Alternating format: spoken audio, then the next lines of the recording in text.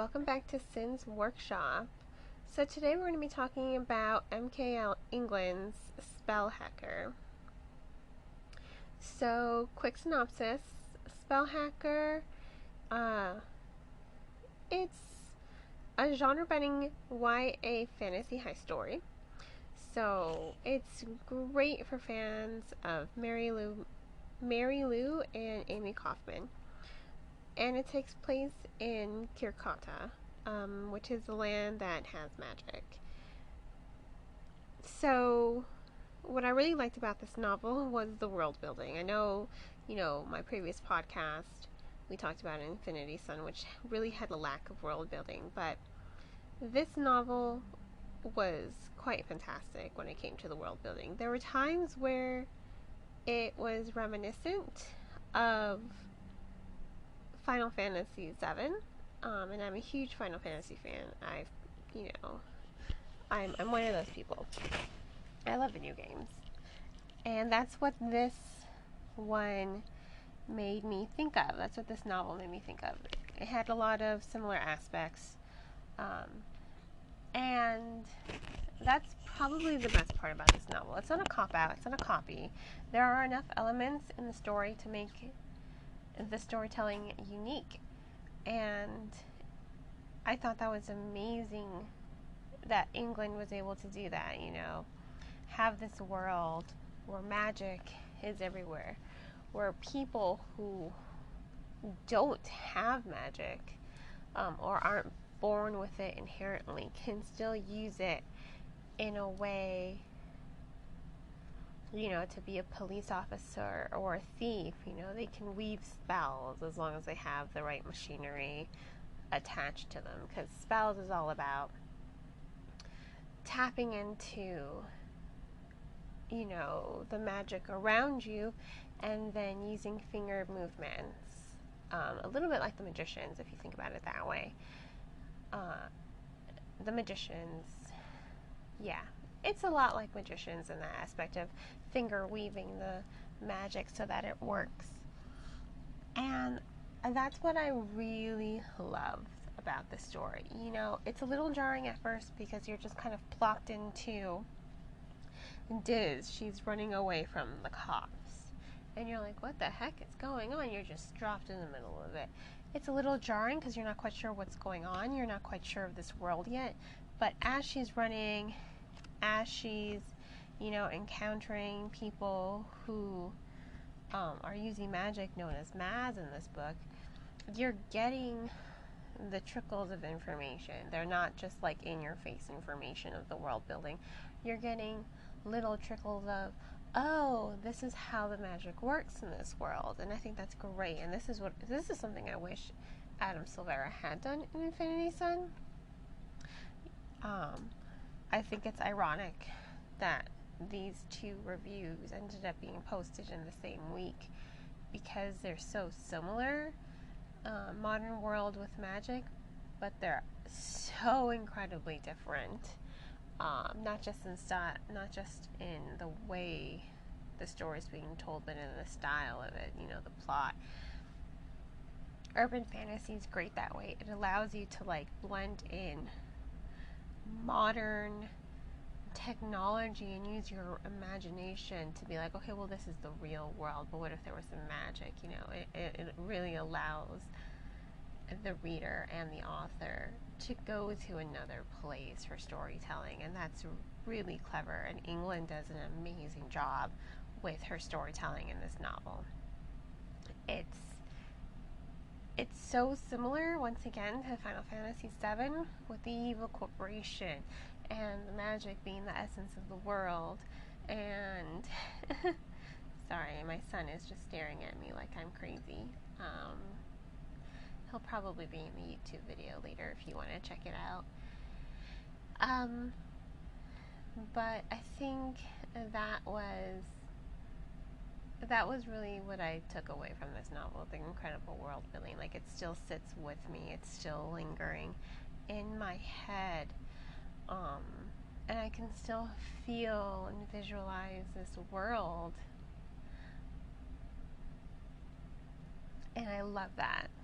I love how England was able to do that. The character dynamics, the diversity, the representation, once again, for the LGBTQ community is also amazing. Diz is great. Well, not great. Her friends are, well, they're all flawed. They are all very flawed characters, but they're likable. They are a band of misfits. You know, you've got the rich girl, you've got the two orphans, you've got the third orphan who's, you know, sick and is on constant medication, but still strong nonetheless. And they all have different talents. You've got the magic users, the two different type of magic users. You've got the brawn, and then you've got the brain, who's Diz. You know, she's the hacker. She hacks into the system. Her one friend is the muscle, and then her two other friends. The other one being the love interest, and her other friend who is the rich kid who kind of just wants to get away. I mean, they're a great band of characters, and that's what was amazing about the novel. That they're so flawed, but they're still likable. Like, I still like them. Diz has so many flaws. Even from the get-go, she's, I want to say broken, but I feel like that's the, bless you, my little man. He sneezed. And Diz is flawed, and I kind of want to say she's a little broken. She lost pretty much her entire family, and sorry, drink a cup of coffee.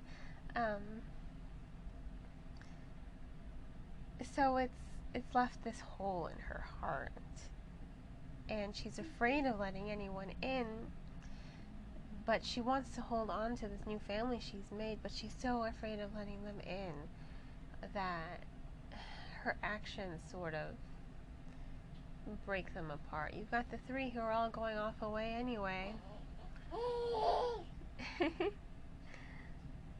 They're all going off away anyway.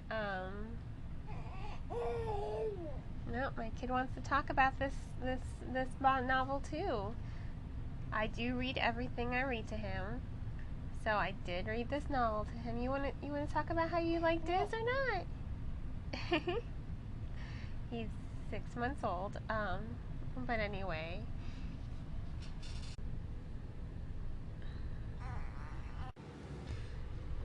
Yeah, they're such a group of strong dynamic characters, and I thought that was really great about them. The family dynamic that these characters have woven together. It's complex because they all have somewhat different backgrounds, and you know, through Diz's actions they sort of break apart and they discover, you know, what do they want to do, what's best for them, what are their options. And for a point, Diz is sort of left on the outskirts of her family unit. I mean, she really screwed up. She screwed up bad. Her actions were completely selfish, but also understandable. Like, this was her last chance to hold on to this family that she made. It doesn't make it right, but it's understandable. And her snarkiness, her attitude, I mean, they're all just, they're armor for her, and the reader can understand it. The reader sees her armor. The reader understands her. The reader can relate to her. And the reader is able to like her. Yes, there are times where the reader probably won't like her, but at the end of the novel, like, her journey, her progression, the family dynamics, how she chooses to use her talents, the risk she's willing to take for this family. I mean, they really make her a compelling character, and that's what makes this novel very good. Um, and I think, yeah, that's what I love about this novel. I loved the character dynamics and I loved the world building. I can't say that enough. This novel had such amazing world building, and that is what I loved about it. That is the core of the story, that world building. And that family dynamic that England was able to put together with these characters. I sort of made it brief how to characterize them. I mean, they are much more complex than the way I characterize them, but that's something you have to read to figure out. You have to read it, you have to enjoy it, you have to go on this journey with these characters, with Diz. You have to, sometimes you just want to yell at the book and say, Diz, just get over it. But you can't, because her pain is so understandable. I mean, she lost everyone in a blink of an eye. Her parents, the people she loved most, she lost them in a blink of an eye, and she was able to form a new family. It wasn't intentional, it was just something that happened. And now she's going to lose them again, because unlike them, she's not leaving her home. She doesn't want to leave her home. She doesn't want to leave this last piece that connects her to her parents. She doesn't want to let go of that. Whereas everyone else, they want to let go of it. They just want to let go of the past and move on with their lives and be happy, but she doesn't. She can't let go of her family, of their memory. But she learns, she goes on the journey. She learns that, saying goodbye to home doesn't mean letting go. As long as you keep them in your heart, that memory of them will always be there. And it's a great journey for them. And it's a great journey for Diz. And it's a great journey for the reader to follow. I can't stress that enough. I really do think this is a book you should go pick up at the library, go pick up at the bookstore. I really do agree that this is a great book, and I love the representation for the LGBTQ community. I think it's great. It's just there, It's not something that's so in your face. It's real. I want to say it's written smoothly. It's beautiful how it's in there, because it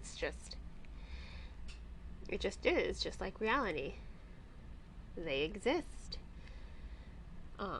They should get their proper representation, and that's what I liked about England and her piece of work. And I think Ellen's probably going to be up there with my new favorite authors. I'm definitely going to check out her previous novel, The Disasters, which I think I have in one of my libraries, either Audible or Kindle or Nook. And I have it because I was very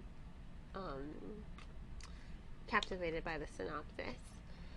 So I'm definitely, once I get a handle on all these advanced reader copies that I have piled on my desk, I'll definitely get to it, definitely read it, because I've discovered I'm a fan of her work. I'm a fan of her world building. I'm a fan of her character development and her characterization.